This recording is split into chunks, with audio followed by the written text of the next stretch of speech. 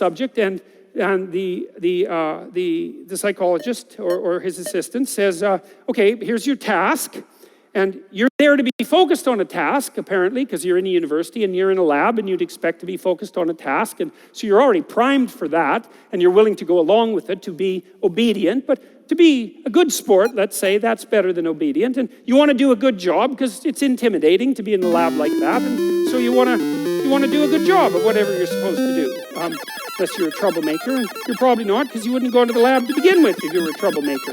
So Simon says, count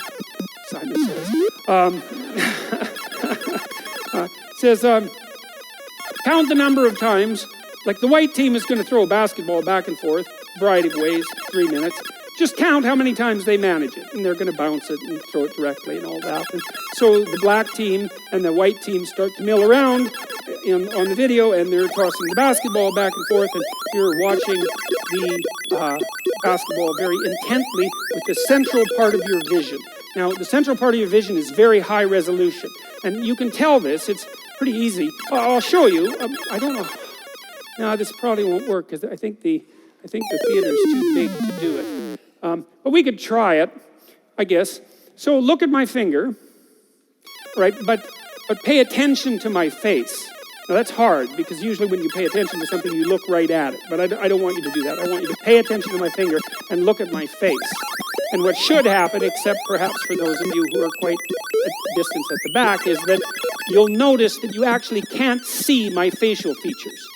So for example, if I look at even somebody in the third row, if I look directly at you, I can see your facial features fine. I can tell you have glasses. I can't tell if you're male or female. I can't distinguish you from the chair, and it has nothing to do with you. Right.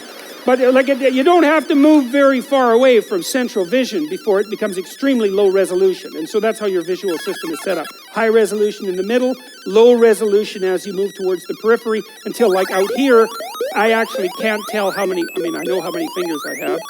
Well, 5 if you include the thumb, but I can't see them. If I move them, I can see them better. Because that's one of the ways your visual system overcomes its limitations, is that it's better at seeing movement than things that are stable. And that's because, well, if you're watching something and something suddenly moves, off to the right, it might be a good idea for you to shift your attention just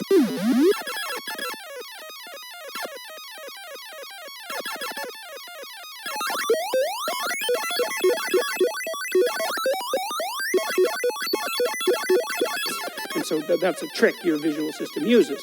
But mostly it's foveal vision, and it's a very, very small part of your visual field, and it's extremely heavily neurologically innervated in the visual cortex. A lot of cells are devoted to that tiny area in the middle of your vision to make it as high resolution as possible. And it might be nice. Eagles have 2 fovea, by the way. They can see better than human beings. Their eyes, bald eagles, their eyes are as big as human beings, and they can see better than we can. They're the only animals that can do that. They have 2 fovea. But you can't have that high resolution vision across the entire span of your eyes, because then your head would have to be this big to carry that much brain around, and obviously that would be hideous and also counterproductive.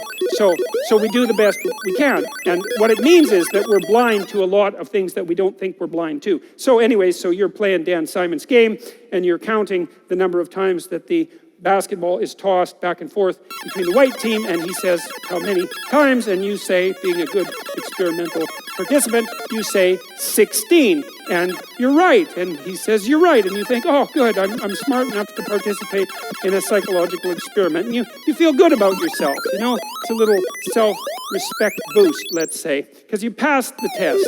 And then Simon says, did you see anything out of the ordinary? And you say, most of you, some people notice, most of you say, no. What do you mean?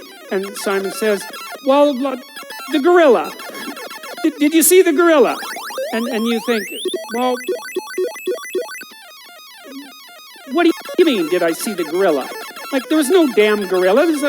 I'd see a gorilla, right? If you were watching me on stage and a gorilla came out here, you'd see it.